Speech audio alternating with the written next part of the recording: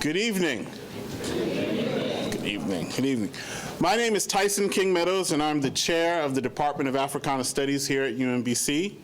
On behalf of the department and the co-sponsors of the 35th Annual Du Bois Lecture, I welcome you to this wonderful evening of celebration and reflection.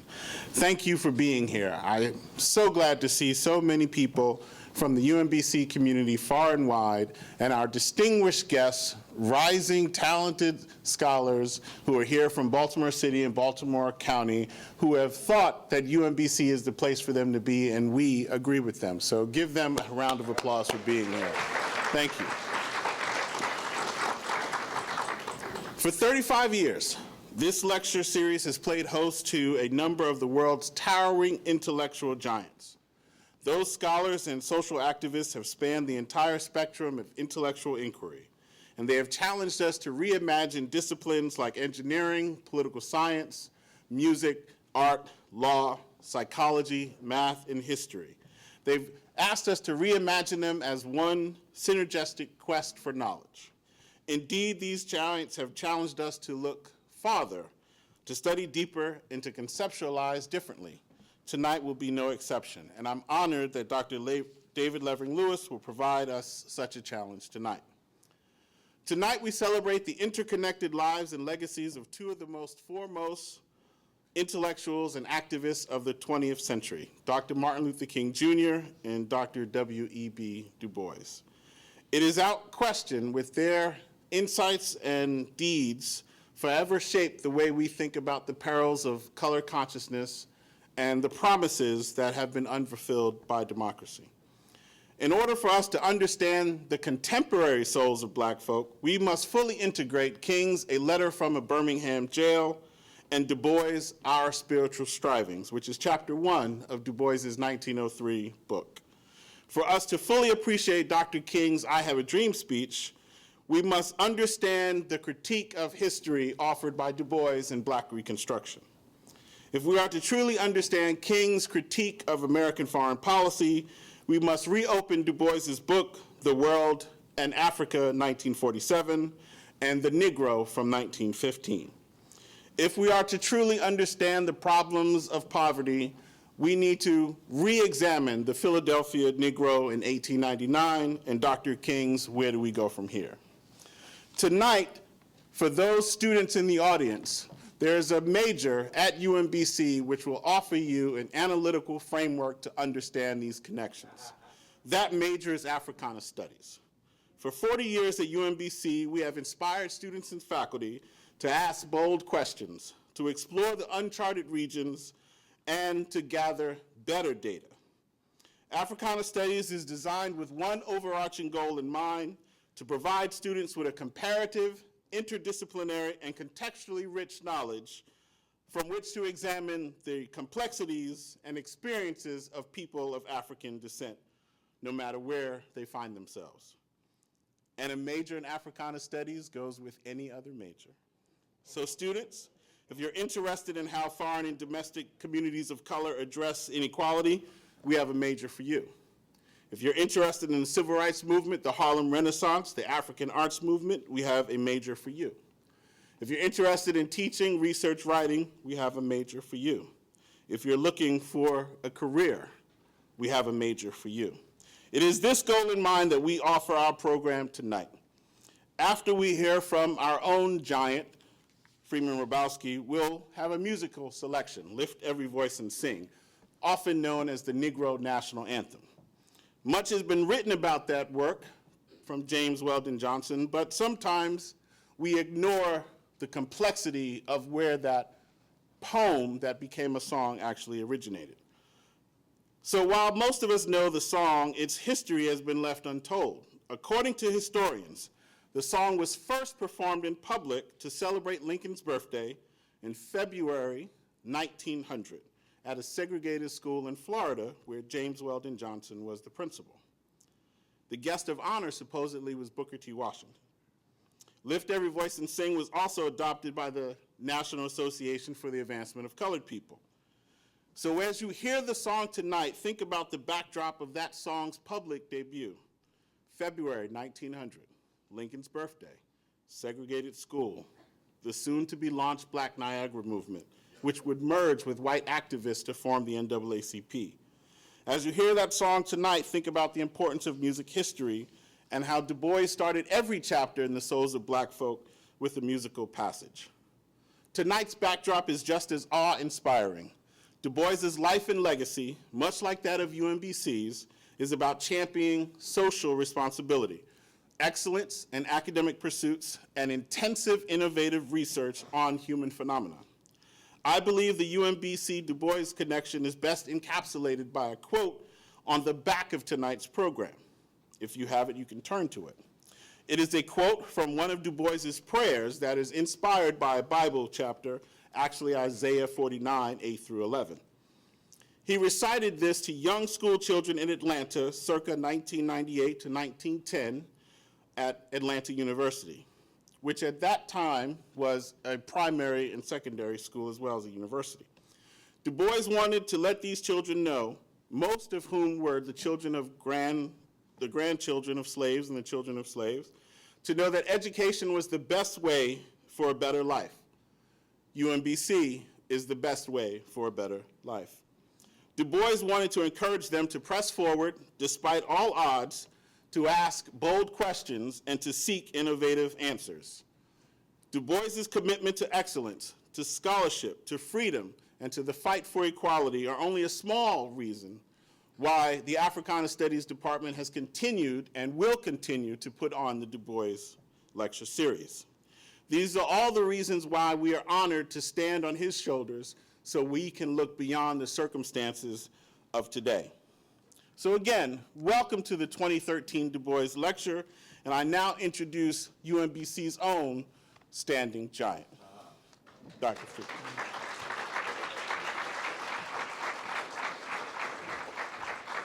Good, nice. Tyson King Meadows represents the best of this new young generation of scholars of all races who have become the faculty at UMBC. Would you give Tyson a hand for his leadership? It's marvelous to hear him. I wanted to welcome you tonight and to echo something that he said. This is a special time. We are so delighted to have Professor Lewis here. It is a significant period, this 1963, for many reasons. Let me give you just connections for a moment.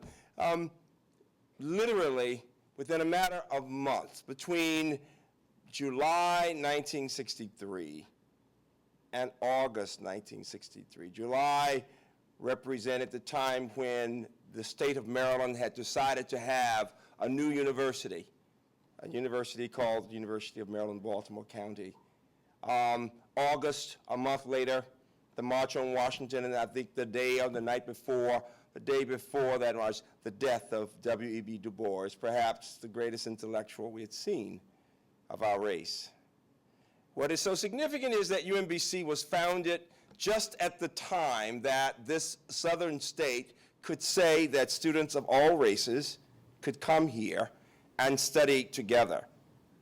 And the country was simply beginning to explore, perhaps to experiment with the idea that people from different racial and ethnic backgrounds could study together. There had been exceptions, of course, a few people, Professor Lewis and others who had gone to other institutions. My dear friend Professor Harris will appreciate that, but usually they were the only one or two at most. But never had we had large numbers of people of different races coming together. And so UMBC represents that 50-year experiment.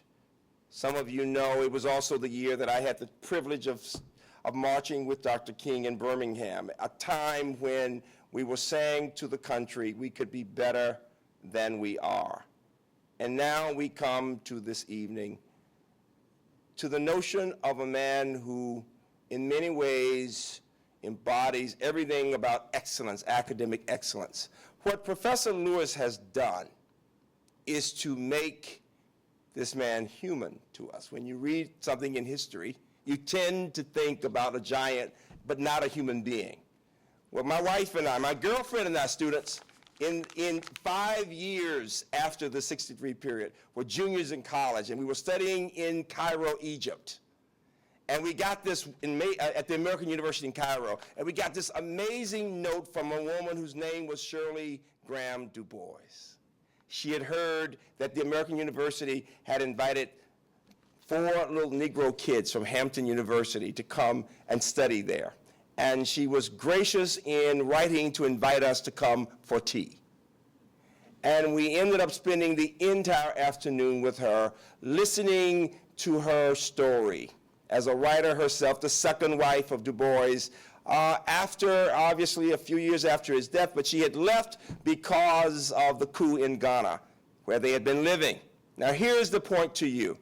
Shirley Graham Du Bois, in that afternoon experience to us when we were under 21, made W.E. Du Bois human. She didn't just talk about him as this great thinker. She talked about his flaws in a funny way. She talked about, as Professor Lewis would say, this grand sense of self that he had and how he saw himself as the race. And we began to understand that even great thinkers are indeed human beings. Well, you have the privilege tonight to hear someone who is at the same level as a Du Bois and a John Hope Franklin. They all, it turns out, went to Fisk. It's a fascinating story, it really is. Good for Fisk. I mean it, good for Fisk. And this is a man in your time. Years from now, you will tell your students and your children, I had a chance to hear Professor Lewis talking about Professor Du Bois.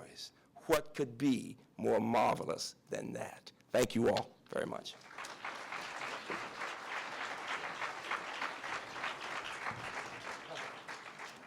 And the beauty, again, of Africana Studies is you have an opportunity in the spring to take a course on Black Egypt and the World Imagination.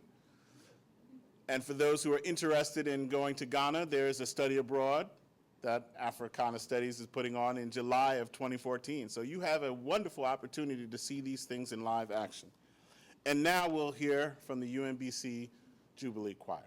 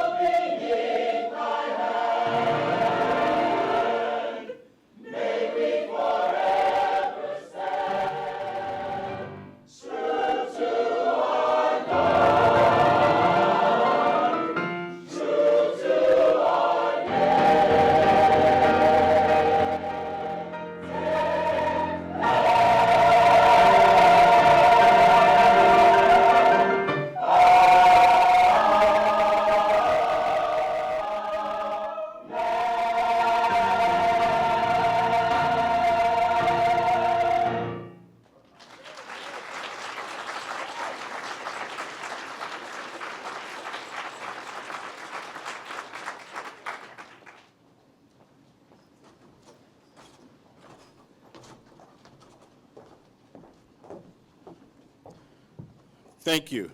Let's give the choir another round of applause.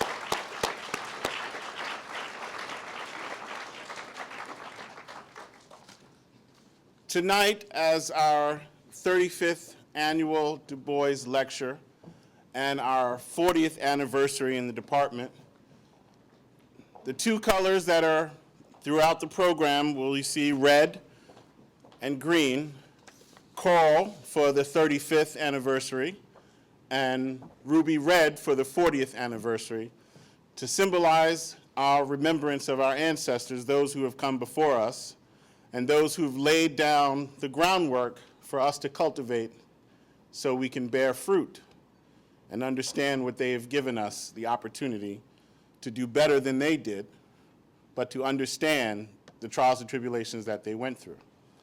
And so in remembrance of our ancestors, we're going to do a short ceremony, short libation ceremony, done by Professor Ansa Brew. And it comes from the country of Ghana, which again, you can join Africana Studies July 2014 on our Study Abroad program. Ghana is also the last resting place of Du Bois. Professor Ansa.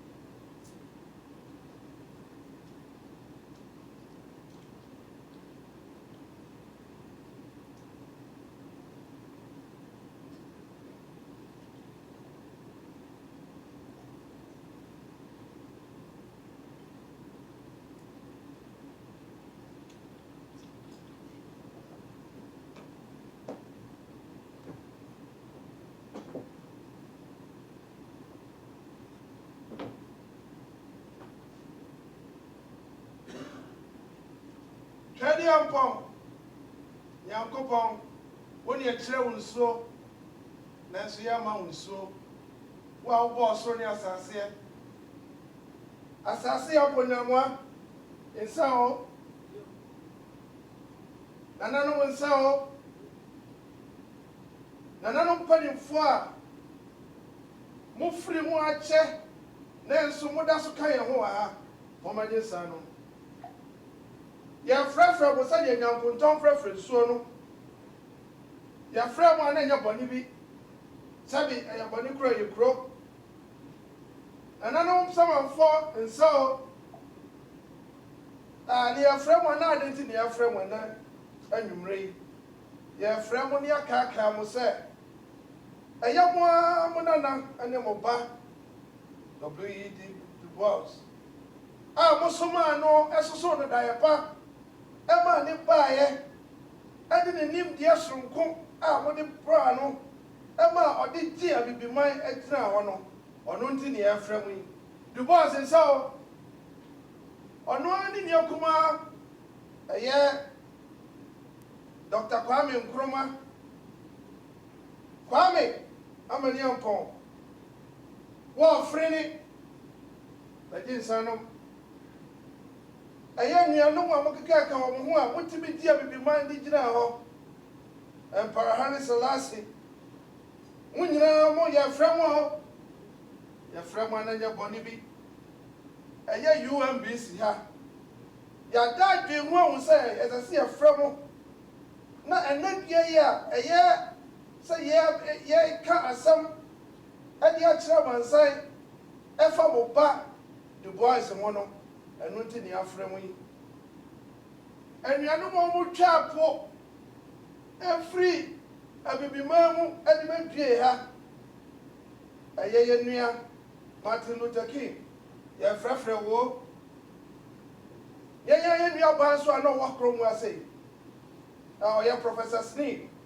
Also, one said, yeah, Frefre. Yes, someone said, Mama, Yenna, Quasso. I will be man Quasso. A year, UMBC and Quasso.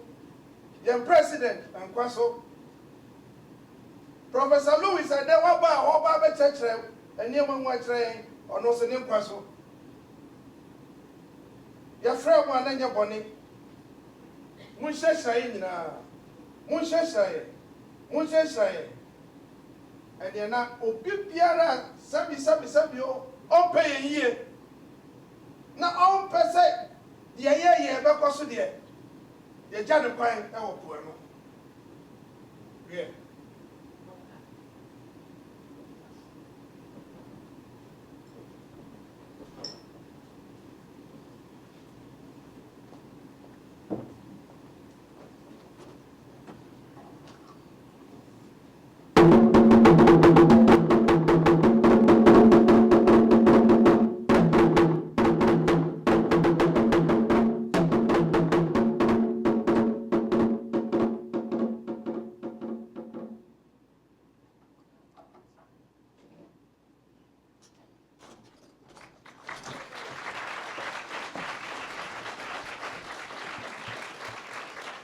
Thank you. We can only go as forward as we understand the past. And so that's why we did this ceremony.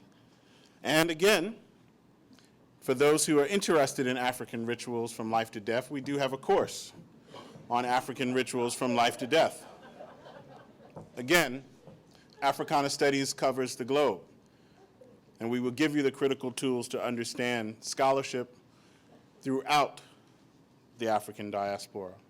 And so now we'll raise our hands to celebrate the newest members of the Young Scholars Club and the second generation scholarship presentation by attorney and alum, James L. Wiggins.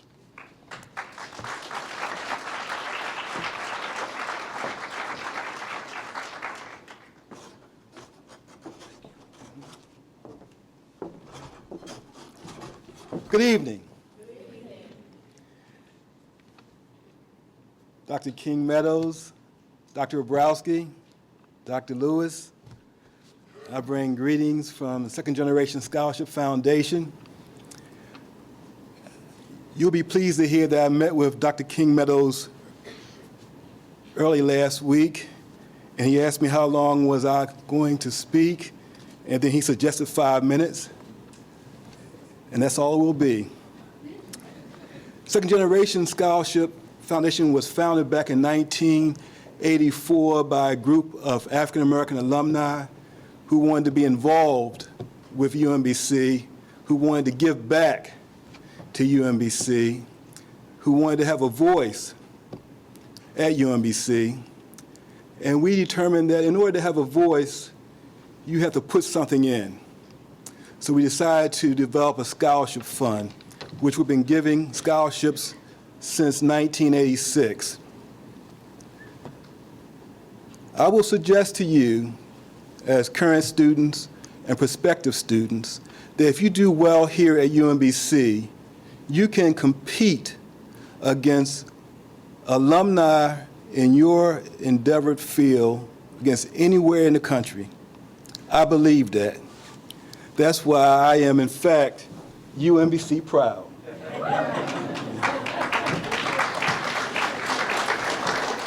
This evening, we have two distinguished scholars. We give a scholarship every year. It's our hopes to continue in the future. It's our honor to give it here and be allowed to give it here at the W.E.B. Du Bois Lecture, because when we were students here at UMBC, it was then the African American Studies Department, which is now the Africana Studies Department, that validated us, that brought us in and let us know that we belong here at UMBC, that we could compete at UMBC, and that if we did well, we could compete in the world. And that's a truism. Our first scholarship recipient is Felicia Accarelli. Please come forward. She'll be receiving a $1,000 scholarship. Felicia is a sophomore psychology major. She's committed to working for the advancement of minorities. She works with refugee high school students. Also, this is not Miss America now. Come on over here. All right. She works with a church and with assisting at the Hannah More Center for Battered Women and Children, while still maintaining an excellent GPA. Please give Felicia a hand.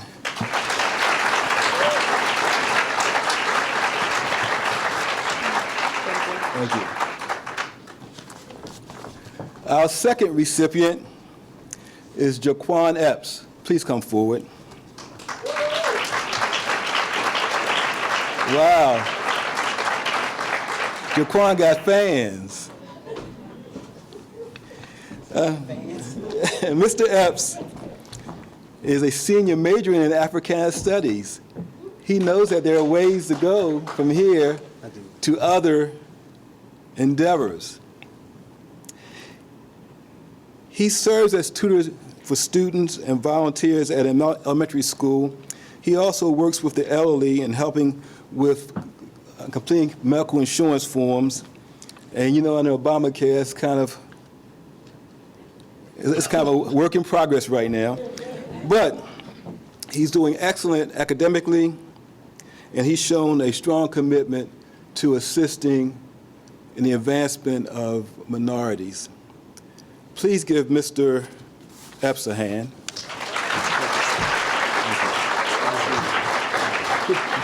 He also told me that he could tie his own bow tie, but I don't believe him. Now, we want to encourage any continuing student to apply for the Second Generation Scholarship Fund. It's not an African Studies scholarship, and it's not an African American scholarship. It's a scholarship that's being offered to any student on this campus who has a commitment to the advancement of minorities and to help bridge the gap between races. All you need to be eligible for the scholarship is, of course, a good GPA, a commitment to advancement of minorities, and as I'm sure Dr. King-Meadows will tell you, you have to take one course in Africana Studies. Thank you.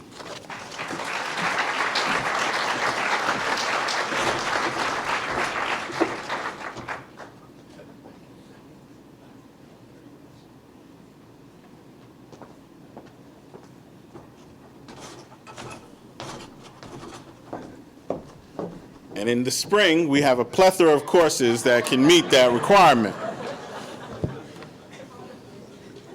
It gives me great pleasure to introduce a towering intellectual of our time, Dr. David Levering Lewis.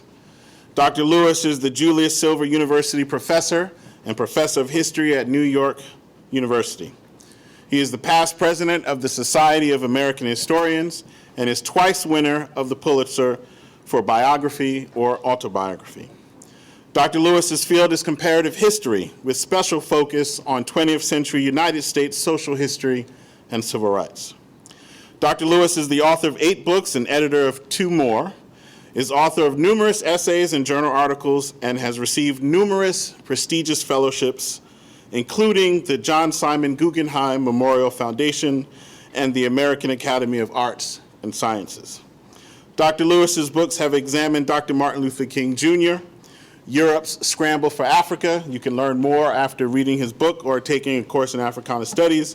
The Harlem Renaissance, the history of the District of Columbia, and Islam and Christianity in Europe. Dr. Lewis is the first author to win 2 Pulitzers for biography for back-to-back volumes. The first Du Bois volume, published in 1993, won the Bancroft, the Parkman, and the Pulitzer. Volume 2 was a finalist for the National Book Awards and won the 2001 Pulitzer. That book is on sale outside. Dr. Lewis became the inaugural recipient for the prestigious John Hope Franklin Award in 2004. Finally, like Du Bois, Dr. Lewis and I share a love for Ghana and the continent of Africa. I hope to convince Dr. Lewis to join UMBC students in July 2014 to return to the burial place of Du Bois. Imagine that trip. Imagine what Africana Studies can do for you. Dr. Lewis.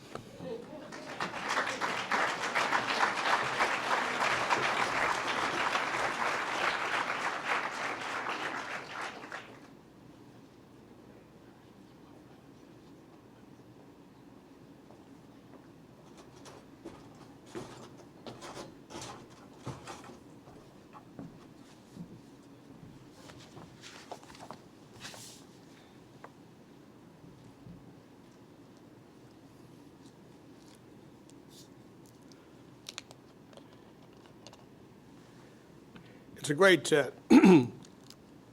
pleasure and privilege to be here to meet again your president, Professor Hrabowski, and to meet for the first time the lion of Africana Studies, Professor Tyson King Meadows. There are so many options available to those of us who are inclined to matriculate in Africana Studies that we are simply bedazzled. And I think I may take you up on the offer to go to Ghana with the Africana Studies cohort. Dr. Lewis, I want everybody to remember that you called our chair the Lion of Africana Studies.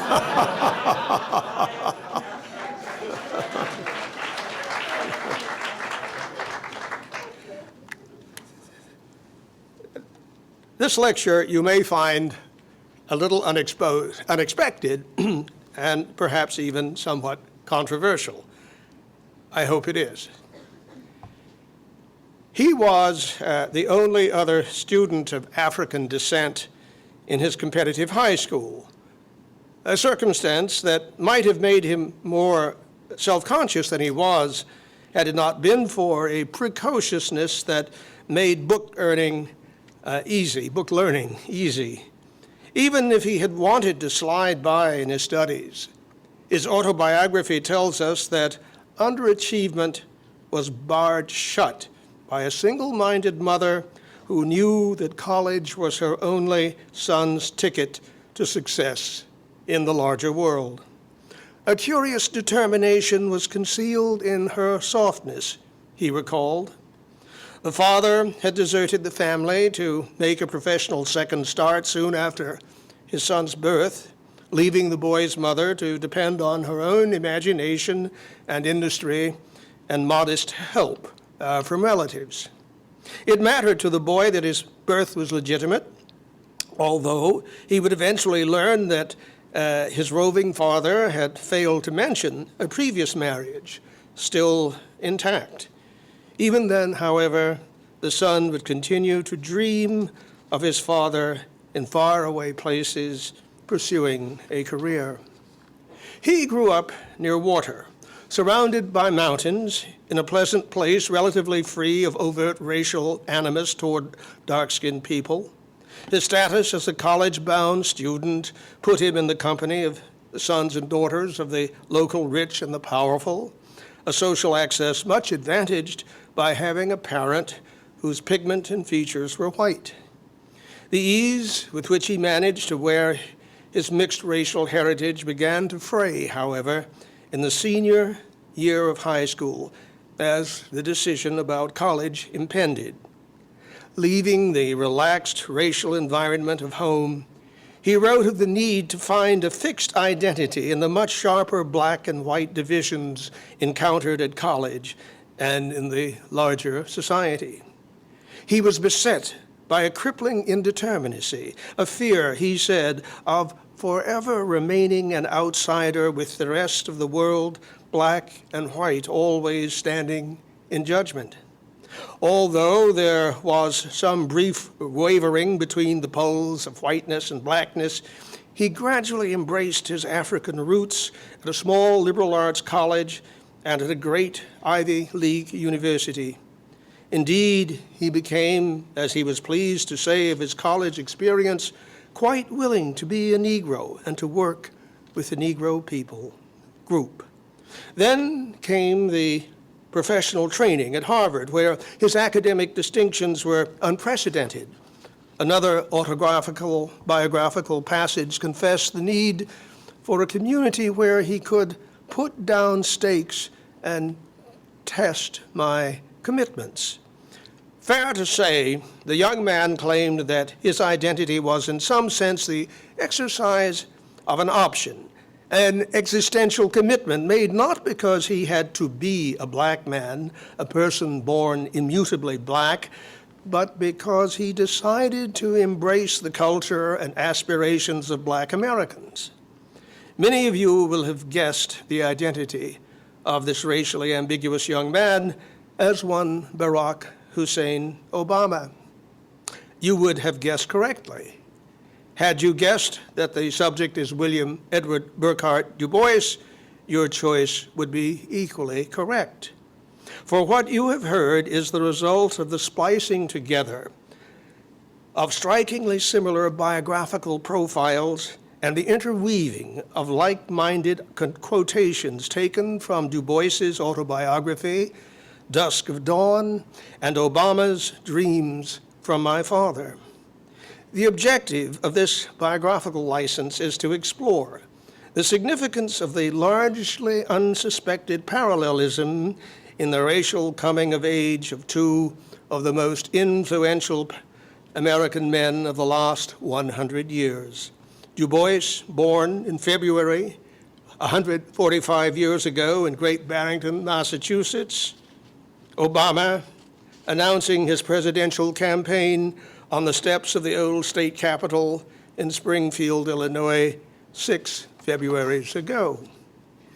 Almost a century and a half stretches between these February dates. Yet it may be claimed without much fear of exaggeration that the surprising political event in Springfield of February 10, 2007, was inextricably linked to the birth in Great Barrington on February 23, 1868.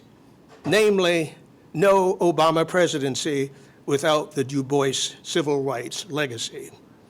As the very personification of status quo defiance, Du Bois exposed as fraud an American democracy based on enforced racial separation, and he became the piston that drove the intellectual and organizational dismantlement of Jim Crow. He accomplished much by his pioneering scholarship in the social sciences, investigative journalism, and militant propaganda yoked to organized protest. The long march out of the cruel 1896 constitutional paradox of separate but equal to the illusory 1954 constitutional equivocation of all deliberate speed would have been even longer and harder without the mind and pen of W.E.B. Du Bois. His death at age 95, on the day before the March on Washington, foretold the next epic chapter in the ongoing struggle of people of color to close the gap between their country's ideals and its realities. Interestingly, William Burghardt Du Bois made an existential decision near the end of the 19th century, like Barack Obama near the end of the 20th, under the illusion that he could have chosen otherwise, that by New England culture and education and his somewhat indeterminate racial appearance, he could choose not to become a second-class citizen. Du Bois found his calling soon after leaving his pleasant village in the mountains of western Massachusetts, where black families were rarer than Democrats. The course he chose would lead to his life being seen as the exemplification of the American dilemma of race. That Du Bois became a black man not by birth but by election only made his commitment to fight racial injustice that much more resolute. That he saw his illustrious civil rights vocation in such existential terms was summed up shortly before his death in 1963, when his second autobiography, a soliloquy on viewing my life from the last decade of its first century, insisted that but for the race problem, he might have become an unquestioning worshiper at the shrine of the established social order into which he was born. But just that part of this order seemed to most of my fellows, nearest perfection, was for Du Bois most inequitable and wrong. And starting from that critique, I gradually, as the years went by, found other things to question. The existential chords in Barack Hussein Obama's Dreams from My Father, a study of race and inheritance, are differently sounded in what journalist Charlayne Hunter Gault describes as one of the most powerful books of self-discovery she's ever read. I would add that Dreams from My Father might well be the most revelatory personal narrative ever written by a major American public figure, certainly by an occupant of the Oval Office. Obama's odyssey from Hawaii to the mainland was advantaged by a century of hindsight that allowed him, by the time he left Harvard as the first minority editor of the Harvard Law Review, to construct a coherent African-American persona. He tells us that in his search for a fixed self or coherent identity in high school and undergraduate college, he was put off by the anguish in the writings of Du Bois, Langston Hughes, Richard Wright, Ralph Ellison, and Baldwin.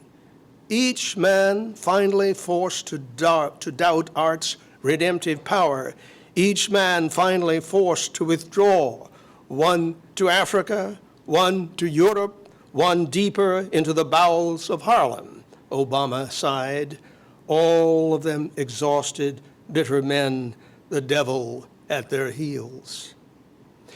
As is discernible from Washington Post journalist David Moranis' extraordinarily comprehensive biography, Barack Obama, The Story, or from Harvard philosopher James Kloppenberg's Reading Obama, a somewhat speculative recapitulation of the 44th president's intellectual formation, Obama constructed his cultural persona piecemeal over time, cautiously, pragmatically, strategically, as he absorbed William James, John Rawls, Reinhold Niebuhr, Martin Luther King, and Saul Alinsky, until the day when his mainland evolution as a black man with white ancestry was fully achieved within the chrysalis of his wife's gregarious South Side Chicago family and friends.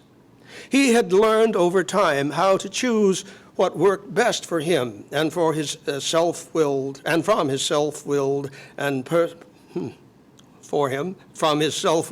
perennial graduate student mother, his devoted white middle American grandparents, the Indonesian army man, stepfather who taught him to box, the peers who came in multiple colors, but mostly white, lighter than his, and above all, from his dark totem, the absent Kenyan father. I was raised, Barack Obama tells us, as an Indonesian child, and a Hawaiian child, and as a black child, and as a white child, and so, he says, what I benefited from is a multiplicity of cultures that all fed me. One understands why one of his most perceptive students, the Indian sociologist Dinesh Sharma, describes Obama as the first global president, a leader whose understanding is truly transnational. Similarly, one must ponder Marani's discovery that because of his subject's need to absorb all the traditions, the future president's ambition has always been to subsume divisions of culture and society, politics and economics in a cool consensus of no drama Obama pragmatism. True, the title of Obama's campaign book, The Audacity of Hope, was inspired by one of Reverend Wright's sermons. Yet one might have predicted early on that neither Reverend Wright's standing nor the intrepid title of the book would secure the book from the underlying political science optimism. Candidate Obama insisted that facile expectations and simple explanations are being completely upended. Most evangelicals are more tolerant than the media would have us believe. Most secularists are more spiritual. Most rich people want the poor to succeed. The political labels of liberal and conservative rarely track people's personal attributes. Perhaps not quite a belief that this is the best of all possible worlds, but such a conflict-averse statement in The Audacity of Hope did suggest an above-the-fray high-mindedness that could be problematic. As campaign message, nevertheless, the candidate Obama channeled the e pluribus unum mythos of American exceptionalism as seldom before by a credible public figure. Not only did he minimize the significance of political labels, but racism was seen as an old problem that the candidate's generation, he called it the Joshua generation, could refute and even move beyond it as it honored Rosa and Whitney and John Lewis and Martin of the Moses generation.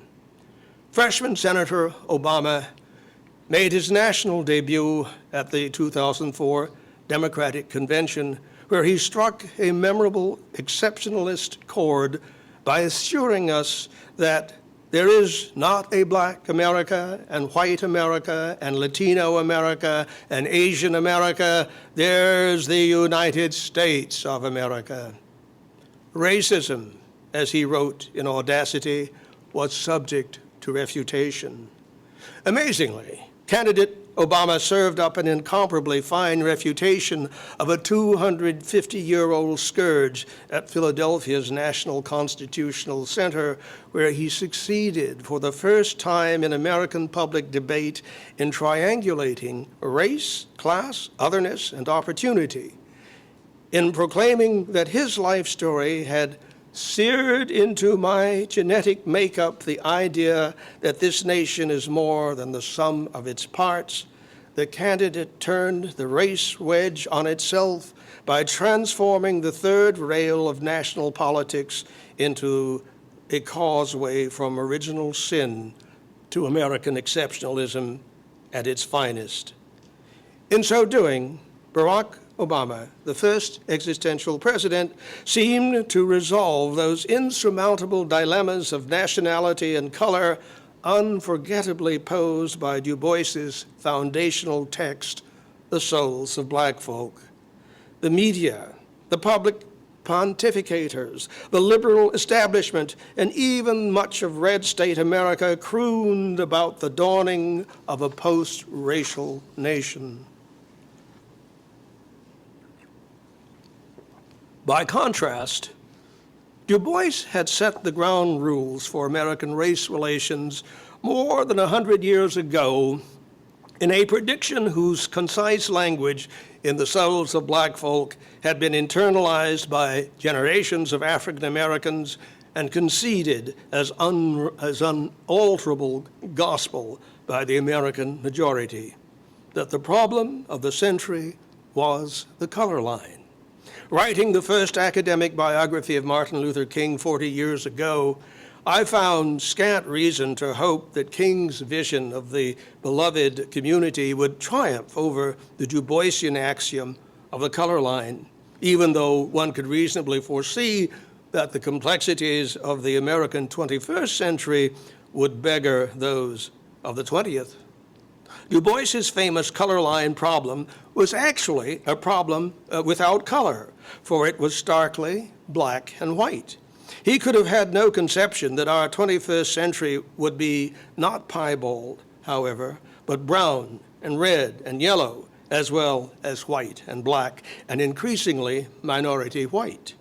To concede that a historic racial dyad has been displaced by a polychrome present does not mean, Du Bois might well argue, were he among us to assess the meaning of Tea Party ferment and GOP legislative obstructionism, that race has been transcended as a potent and perdurable force in our nation and our national life.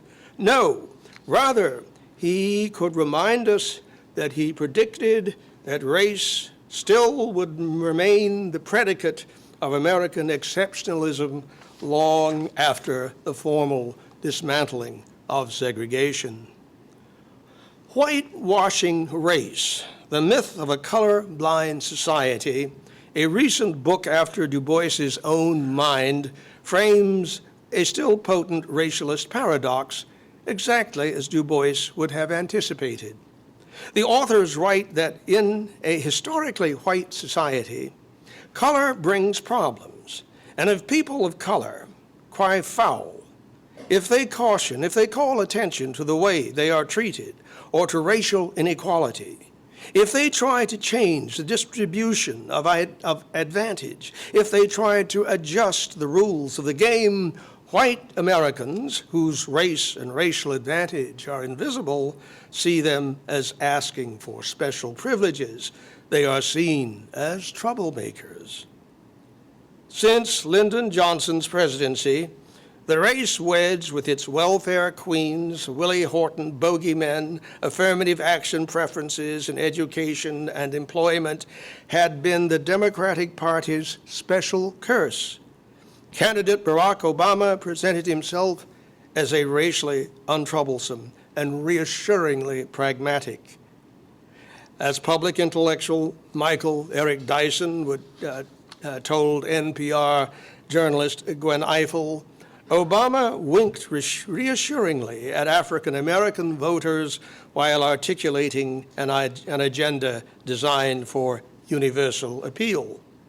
One might say that the 44th president entered office as a reassuring reformer whose agenda of change might have seemed just progressive enough to intrigue old troublemaker Du Bois. After all, Barack Obama's powerful mantra of change gave millions good reason to expect a democratic small d reset, a clean break with warmongering, cultural obscurantism, the unfeeling incompetence of Katrina, and the geyser of wealth rising above the rest of us. A government that truly represents these Americans, the audacity of hope promised, will require a different kind of politics. It won't be prepackaged, ready to pull off the shelf. Interesting to note that Du Bois had also called for a far-reaching change that has a present-day ring. Despairing in the progressive newspaper, the National Guardian, about the rigged outcomes of unregulated capitalism, his 1951 editorial appealed for a vast social change to curb drastically the present power of concentrated wealth and save the nation's imperiled democratic ideals. The old troublemaker returned to the charge in another prescient meditation that scourged the omnivorous turbo-capitalism of his last days. The organized effort of American industry to usurp government surpasses anything in modern history, he thundered in Monthly Review. From the use of psychology to spread truth has come the use of organized gathering of news to guide public opinion, then deliberately to mislead it by scientific advertising and propaganda, he insisted. Martin Luther King Jr. called Du Bois a personality history cannot ignore.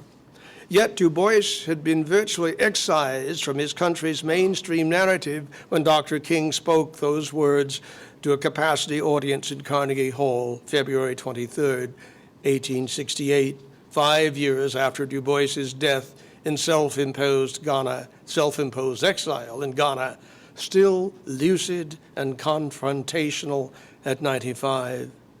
Well before that end came, Du Bois had modified his famous prophecy about the primacy of race in the 20th century.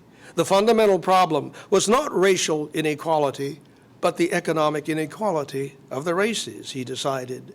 A truth arrived at after long, studious years unpacking the race paradigm in all its dimensions.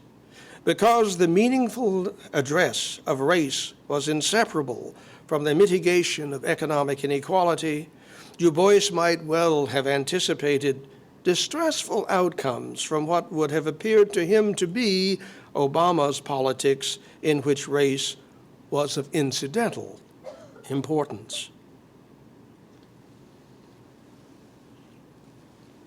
On election night, November 2008, President-elect Obama spoke to a tearfully exalted nation from Chicago's Grant Park.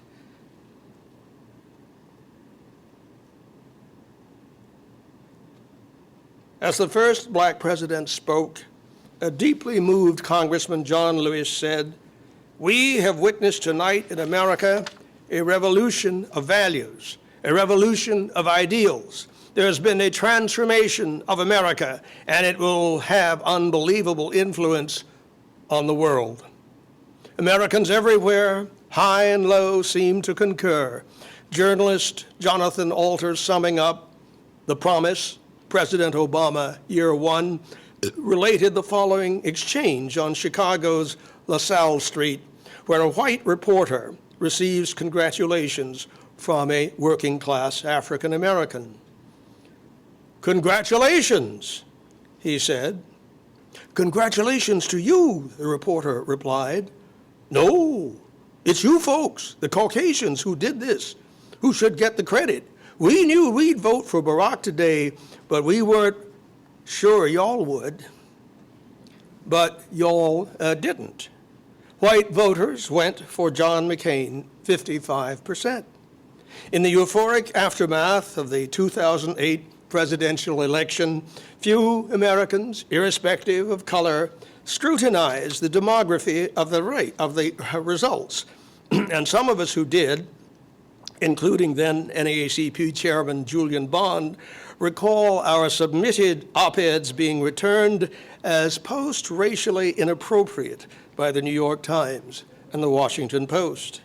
One could imagine how disconcerting would have been an op-ed written in the world-weary spirit of a Du Bois, prognosticating an even larger white majority vote against the president in 2012, as would be the case. Even before the president-elect took office, Robert Kuttner, a leading progressive economist, had predicted in a smart little book entitled Obama's Challenge that the president would lose his solid majority in the 2010 midterm congressional elections if he failed to act audaciously. If he did act, Kuttner believed, Obama would enter the special ranks of transformative presidents after Lincoln, comprised of FDR, LBJ, and, yes, Ronald Reagan. Transformative presidents know who they are. Transactional presidents are less than the sum of their convictions.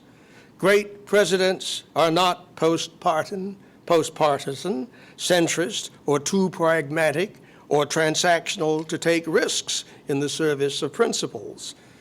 Faced with the civil rights revolution, Lyndon Johnson asked, "Hell, what's the presidency for?"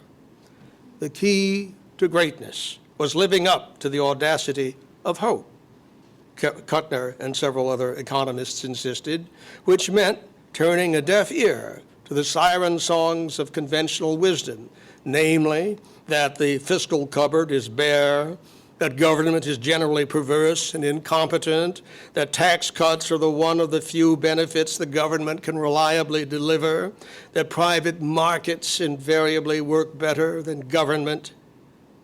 To be sure, the legacy of Barack Obama is writing itself as we speak.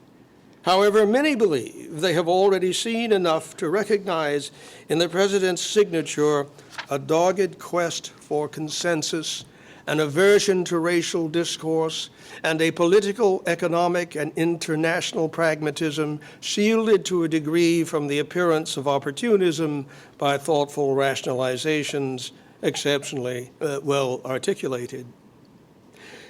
Indisputably, the 47-year-old 44th president owed his election to a disaster in which he had played no significant part, the greatest economic meltdown since the Great Depression.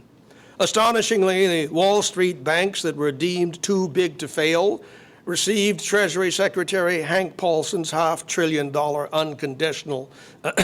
unconditional loan bailout after Bush signed one of his last handoffs, leaving the White House and the great economic wreckage, the greatest economic wreckage since FDR's inauguration, to his successor. Predictably, within a score of weeks in the Oval Office, the party's progressive base was already impatient for a demonstration of presidential activism evocative of the first 1,000 days of the New Deal. Both business and labor called for bold solutions. The distress experienced by so many people of color, black and brown, was only barely mitigated by disability payments and food stamps. Millions drowning in subprime wastewater demanded that the federal government force Mr. Paulson's megabanks to grant them relief. Predictably, the GOP rebuffed presidential overtures out of hand while simultaneously castigating every proposed mitigation as worse than the problem it addressed. Whether or not the president knew that he had been satirized as a magic Negro by the African-American editor of Crisis magazine, much of the nation, projecting its pain and hopes upon a figure largely of its own creation, did expect nothing less than miracles. To read Bob Woodward, Jonathan Alter, Ron Suskind, and Paul Krugman, to say little of the dyspeptic writings of Cornel West and Tavis Smiley, this presidency's economic policies fell far short of audacious. Even worse, they seemed almost perversely unreceptive to alternative recommendations. He's our kind of guy, the new president is reported to have said after interviewing Timothy Geithner for the Treasury Secretaryship. Not only was Geithner an acolyte of Wall Street's Robert Rubin and Lawrence Summers, but he had forgotten to pay his back taxes. The selection was of a piece with the president's resistance to economic recommendations of venerable Paul Volcker, the former Federal Reserve chairman, who pushed for a new Glass-Steagall Act to restore the New Deal firewall between investment and commercial banking functions. Volcker's warnings, seconded by the neo-Keynesians of the Robert Reich and Laura Tyson stripe, that $1.3 trillion was the minimal stimulus figure necessary to jumpstart the national economy and rebuild America's outdated infrastructure, were deemed politically impractical in the face of solid Republican resistance. In the opinion of Jonathan Alter, Obama knew he stumbled in his handling of the stimulus, and for reasons beyond his mishandling. He courted the wrong GOP.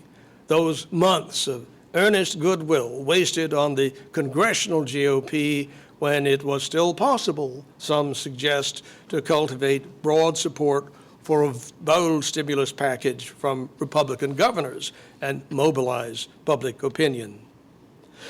The president's first-term persistence in futile strategy of conciliation of his loudest critics puzzled and even enraged many who, like Nancy Pelosi or Paul Krugman or Maxine Waters, believed that moderation in the service of change was a vice.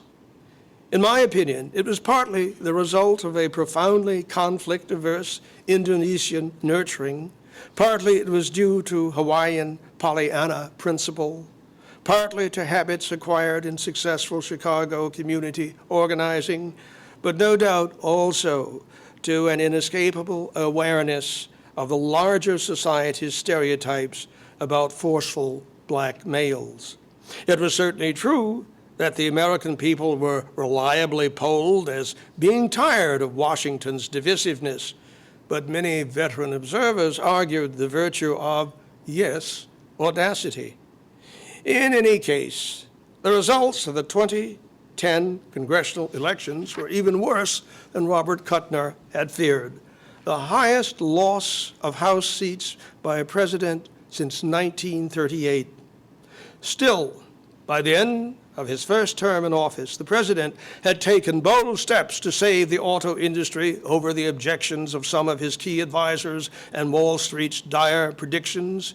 He approved the first Federal Consumer Protection Bureau, albeit without Elizabeth Warren, the Harvard professor who conceived and agitated for it, and also with the concession demanded by the Chamber of Commerce to lodge the Consumer Bureau in Timothy Geithner's Treasury Department.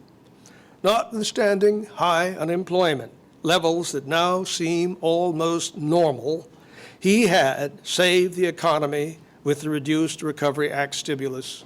Wall Street, with its Dodd-Frank gloss-over, had also been saved and was ready for business and bonuses as usual. Above all, there was health care reform, prospectively the signature accomplishment of the Obama presidency and an insurance industry bonanza. His pragmatism notwithstanding, a president of color elected for the content of his character and ability, who pledged fundamental changes to a dysfunctional status quo, now confronts another midterm legislative peril and a public opinion crisis. His appeal for progressive political action in healthcare, education, gender and sexual equality, immigration reform, police, peace and security, and renewable energy and environmental stewardship has encountered an enormous pushback from a turbo-capitalism covertly twinned to the old animus of millions of ordinary folk against government. As a historian and a biographer, I should resist the temptation to divine the what-if judgments Du Bois would deliver upon the contemporary political scene, were it not for the fact that in 1953, he spoke rather presciently to our times on the 50th anniversary of the publication of The Souls of Black Folk. The Magna Carta of Black America's civil aspirations had been reissued with a new preface by Du Bois himself 10 years before the March on Washington. Du Bois reiterated that he still thought, today as yesterday, that the color line is the great problem of the century. But today he saw more clearly than yesterday that behind, that back of the problem of color, of race and color, lies a greater problem which both obscures and implements it. And that is the fact that so many civilized persons are willing to live in comfort even if the price of this is poverty, ignorance, and disease of the majority of their fellow men. Du Bois's interpretive refinement of the interplay of race and economics seems all the more perceptive in the national stock-taking of the meaning of the March on Washington a half-century later. One might also discern in the considered statements of Du Bois and of Obama on the subject of the long history of race in America, intellectual and policy trajectories that proceed along dissimilar lines. Du Bois's thinking moved from the primacy of racial subordination to the centrality of economics of class discrimination, but always mindful of race as a component of America's DNA, whereas Obama regards race as of limited value in formulating an economics of redress because he sees a differently constituted American DNA. It might be charged that the president's gestalt has awkward, painful consequences both for his most committed, if increasingly frustrated, voting blocs, and indeed also for himself as he confronts fierce opposition from groups who see themselves as ideologically and culturally delegitimatized and demographically imperiled. Although his multiracial and progressive supporters, Obama's, may draw some comfort from the axiom that demography is destiny, that those sincere, angry descendants of the mid-19th century know-nothings movement will eventually pass away, Barack Obama has less than 3 years more in which to reinvigorate his once impressive mandate, a short space where soaring rhetoric and implemented policy will need to cohabit, where governance by teleprompter is supplemented by politics as sausage making. For Du Bois, racism defined the American social contract. For Obama, who conceives his persona as the alloy of ingredients in which the African-American experience was assimilated, the better not to be imprisoned in it, the less said about race relations, whether Reverend Wright, Henry Louis Gates, or Shirley Sherrod, the better. After all, had not his post-racial politics been superbly vindicated in the heat of the presidential campaign? In that regard, the winter 2010 issue of Daedalus, the Journal of the Academy of Arts and Sciences, presented an engrossing essay collection entitled Race in the Age of Obama, edited by Washington University scholar Gerald Early. Most of the authors were unpersuaded of the vaunted post-racial transmogrification, and they saw race as an abiding problem that dare not speak its name, the great evasion that precludes the systemic overhaul of taxes and institutions that would finally move this country in the direction of the honest social democracy Du Bois sought. Harvard philosopher Tommy Shelby's contribution, Justice, Racial Conciliation, Two Visions, channels a Du Boisian suspicion that the Obama administration's universal remedies for social and economic disparities will force vast numbers of poor black and brown people to wait patiently for a long time before a rising tide catches their leaky boats.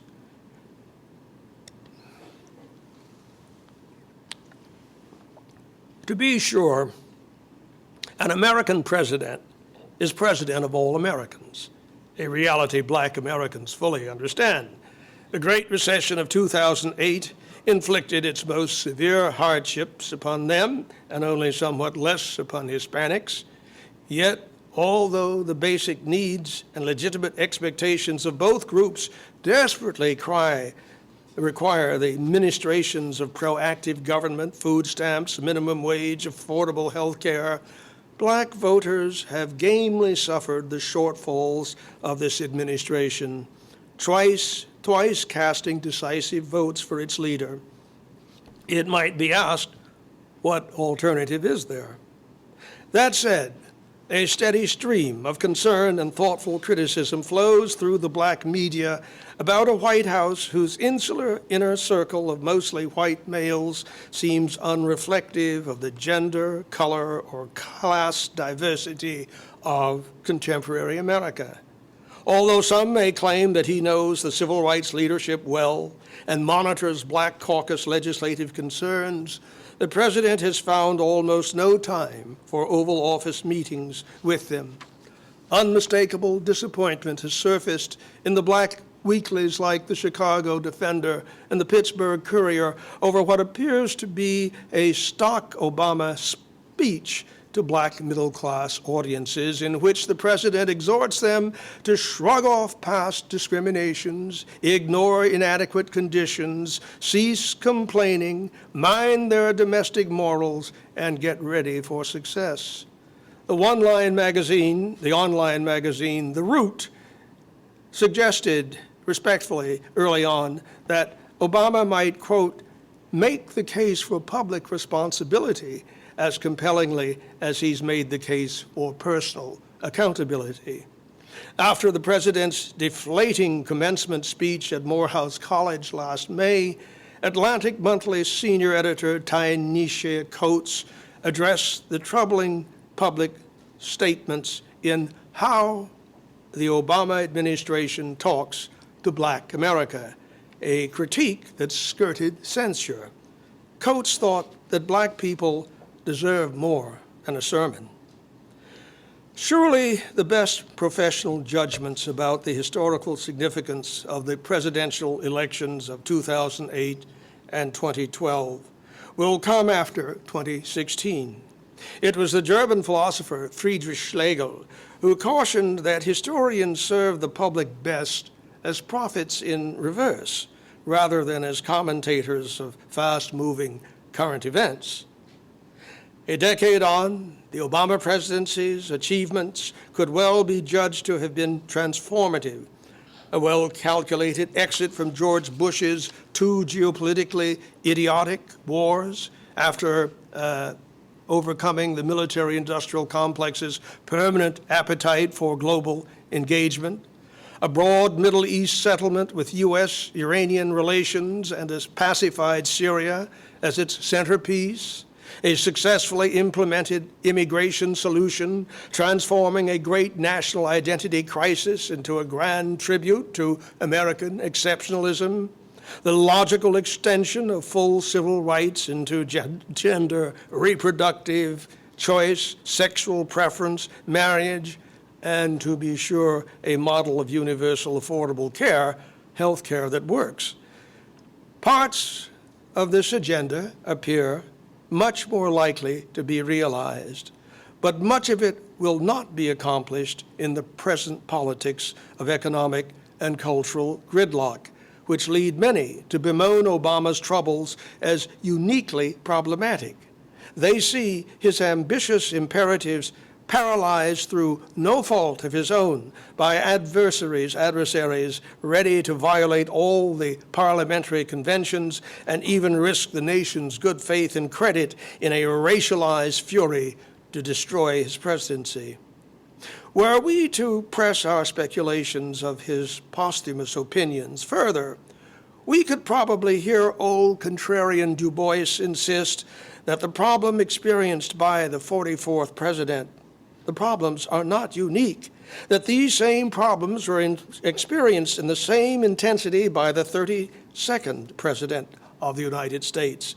The former denounced as illegitimate by reasons of birth and race, the latter as a traitor to his class.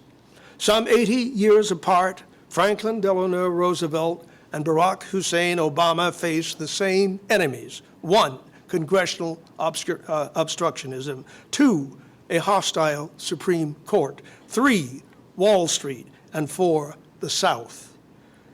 FDR found himself stymied in 1937 by an emboldened GOP in the notorious 75th U.S. Congress. Obama finds himself similarly hobbled by insensate Tea Party foes in the 111th Congress, elected in 2010. But for his determination to challenge 9 old men head-on, the United States Supreme Court, invalidating labor legislation and ready to overrule Social Security, would have wrecked our FDR's New Deal. As the Roberts Supreme Court works its 5-4 mischief of unlimited private money in political campaigns and restrictions upon voting rights for people of color, And with Roe v. Wade and diversity in higher education between its crosshairs, Obama has shown no inclination to deploy his remarkable oratory to mobilize public concern. Wall Street and the National FDR's campaign denunciations of the economic royalists and the 400 families and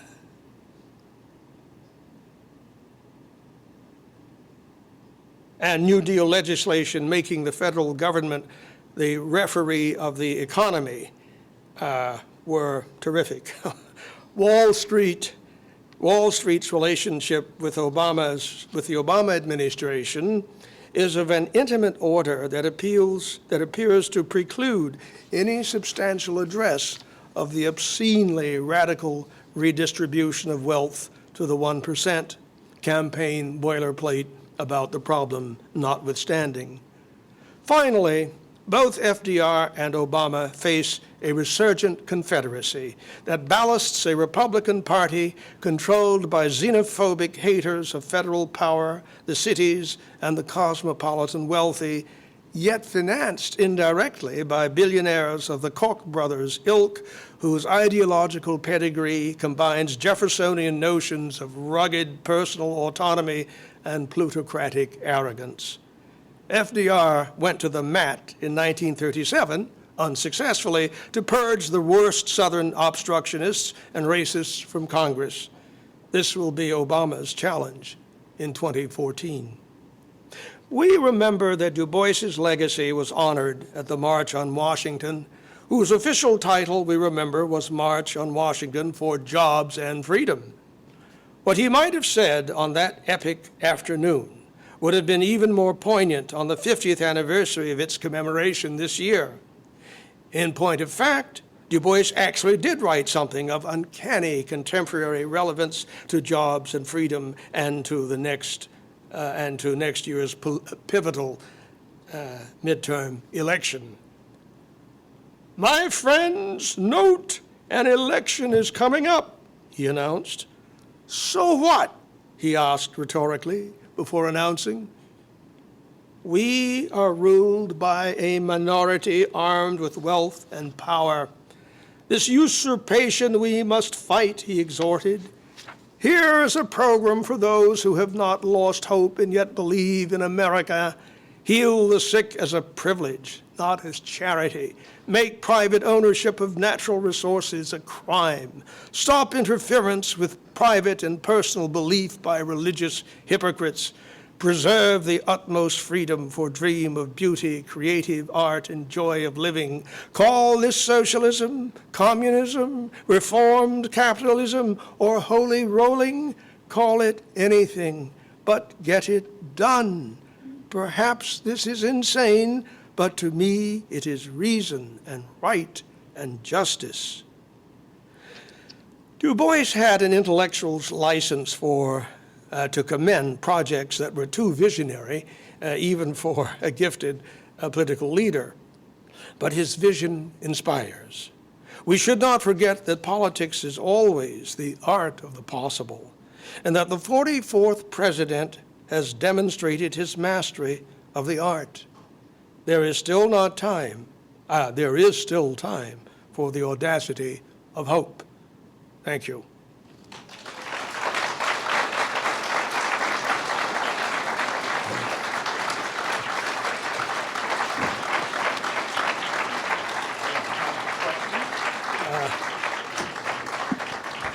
Yes, provided you keep the door open.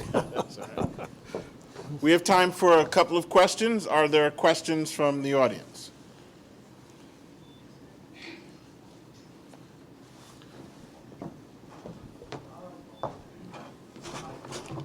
You gave us so much to think about, and certainly costly for a magnificent presentation. But sticking in my mind that something is on pause as you make the presentation, that's this notion of American exceptionalism and the extent to which Barack Obama has a listen, I that idea, and this is one of the reasons why not been able to and boldly more decisively Yes, I think so. I do. You read The Audacity of Hope, and you see that he really believes that there's nothing wrong with America that a little patience and a good heart and some smarts can't fix. And many of us do believe that. But we don't believe that that's all there is to the paradigm. We know it has a dark side. And we know that there are times in its history when the tectonic plates really begin to lean against each other, and we get turbulence, and we get seismic tremors. And that's what is happening now. We're living in an America that is very transitional. 20 years from now, this will seem a very odd parenthesis between the before and the after. And Obama has both the benefit and the inconvenience of channeling those things. Yes, sir.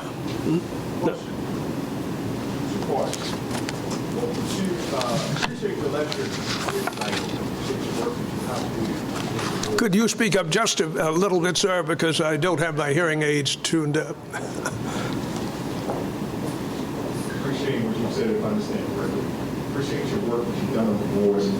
Would you make an assessment on the boards of later years, his assessment of Obama now, given the fact that the boards have developed a Pan-Africanist perspective? So, as opposed to the boards prior to 1950, 1940s. Next driving to that is that the criticism that he gets, when you see that history has repeated itself. So the demarcation where you mentioned earlier in your statements that Obama takes a position where he believes in America as being exceptional, but the boards in his last 15, 25 years takes a different perspective on the economic thing. So, because I've been working on Booker T's positions and Booker T and the board, so I wanted to address the issue, what the board's position would be on the issue of the economic issue in the board's last 25 years. He would say, I'm not at all surprised that we live now at a time when the maldistribution of wealth in my country, Du Bois's country, is exceptional, greater than any other modern economy. He said capitalism cannot work. Now, that's an overstatement, but I think what he was saying was that capitalism is omnivorous. It is rather like a shark. And if government is neutered, if government is under-resourced, if government is prevented from being the referee and sometimes the umpire, then, of course, the dynamics of capitalism absorb everything. And that is where he would say we now are. And that if, in fact, capitalism both controls the economy, but also the courts, then, in fact, democracy becomes rather illusory. It is an Occupy Wall Street, feel-good sort of thing. We hope that things have not reached that pass. I've just come from New York, where a few days ago, a progressive mayor was elected with a sizable mandate and is making decisions that we could not have imagined quite shortly. He's actually canceled one of the biggest steals that the development industry has anticipated having as dear Michael Bloomberg exited, and that is the what is the term? For some reason, I'm losing an entire many blocks of the city were to be reconfigured so that they could accommodate 70 and 80-story buildings that would displace lots of people. That's been canceled. So that may be, the nation would say, this maybe is a new wind blowing, but that's the nation. It is, however, not insignificant that the most significant city in our country now is in the hands of progressives. We'll see what they think in Albany, though, where he still has to have much of his program approved. Yes. You said in the beginning of your lecture that Obama failed to act audaciously in his election. My question to you is, you said in the beginning of your lecture that Obama failed to act audaciously when he was first elected. My question to you is, do you think he's learned from that mistake? And if so, what evidence can we see of that in his policy decisions after that? Thank you. Yes, that's a good question, and I have no intimate knowledge of the president's thinking. I would say, however, that there's a question mark there because the appointment of Yellen as the successor to Bernanke would not have happened if Obama had had his way. He would have brought back Larry Summers. Now, some may say, well, okay, he likes Summers, you like Yellen. There are policy implications there that are massive. And so I don't know. It seems to me the president is not the fast learner you would have thought. And that is often true of very smart people. They think they know what they're doing. One last question.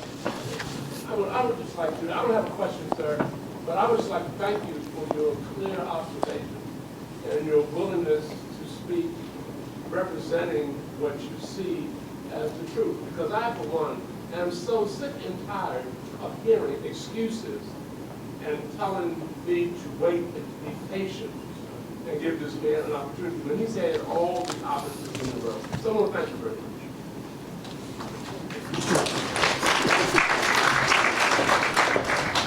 Well, thank you, Dr. Lewis. Yes.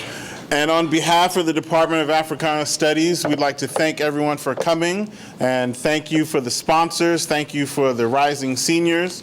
And this is my gift to Dr. Lewis for coming. Every great scholar needs a pen, and this pen reads the 2013 Du Bois Lecture, Dr. David Levering Lewis. This is wonderful, and can I sign on for the Africana program? All right. Thank you. Dr. Lewis will sign books in the back. Thank you for coming, and we will see you next year.